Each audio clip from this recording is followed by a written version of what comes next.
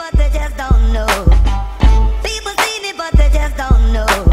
Come on, baby, let the good time roll. Yo, what is going on, everybody? It is Straight Outta Boston here, aka the King of Boston. Today we are back for episode 1 of my temporary association / season challenge mode with the Houston Rockets. Now, what is this, you ask? I know I introduced my Celtics association. That's going to be the main association on my channel, but we are going to wait until likely next gen comes out.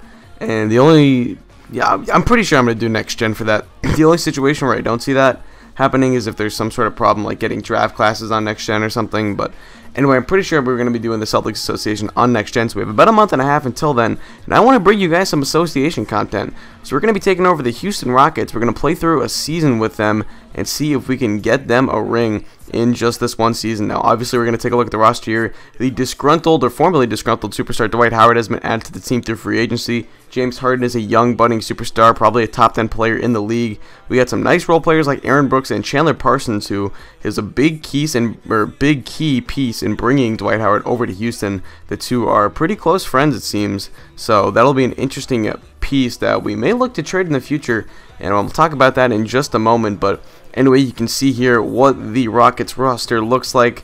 A lot of really nice role players in this team, I think. I like Reggie Williams, Francisco Garcia, Ashik and Lynn, a bit big contracts, but let me talk about that Parsons trade thing. He's got 2 years left on his very, very cheap rookie deal, and it's going to be very hard for the Rockets to re-sign him when he's up on that rookie deal.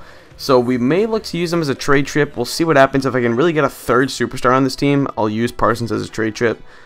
If not, then, so be it. I think this team is still pretty good as it is. But I like the idea of trying to move Lynn, Ashik, Parsons, any combination of those three players for a nice superstar on the team. I just think that those contracts get a little bit big towards the end of them, Ashik's and Lynn's, that is, and Parsons is going to be looking for a big contract in the future. And I do kind of want to play this realistically and act like, we do have to account for the future. We can't just ignore it. So anyway, this is just going to be a 1-year association that we're going to see if we can win a title with the Rockets, and then we're going to be moving on to the Boston Celtics Association over on the PS4. You can take a look at the free agents here. Now, because we are contenders, we could consider signing a guy like Steven Jackson or Corey Maggette if they might help out the team. Let me know what you guys think of any of these guys, if I should think about picking up any of them.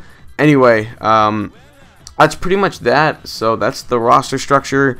I really like this team. I think they are kind of a piece away from being a true contender, and I think this window might be a bit of a small window for them. As Dwight Howard gets into his upper 20s and lower 30s, I think he's going to start to really decline, and this team's window might be a little bit shorter than most people think. So we'll see what happens. Either way, you can take a look at the rotation we're going to be using, given Harden and Howard 34 minutes, everyone else 32 or 30. Most of the bench players 10. I don't really like any bench player more than any other, except maybe Patrick Beverly, so he's our 6th man.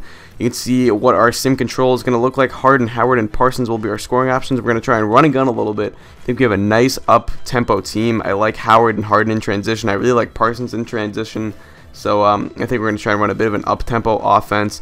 And that's pretty much that for our offense. For defense, I just kind of went standard, play normal defensive pressure, more man, and we're going to leak out. Like I said, I want to run the break with this team. I think this is a nice up-tempo young team that we can run with.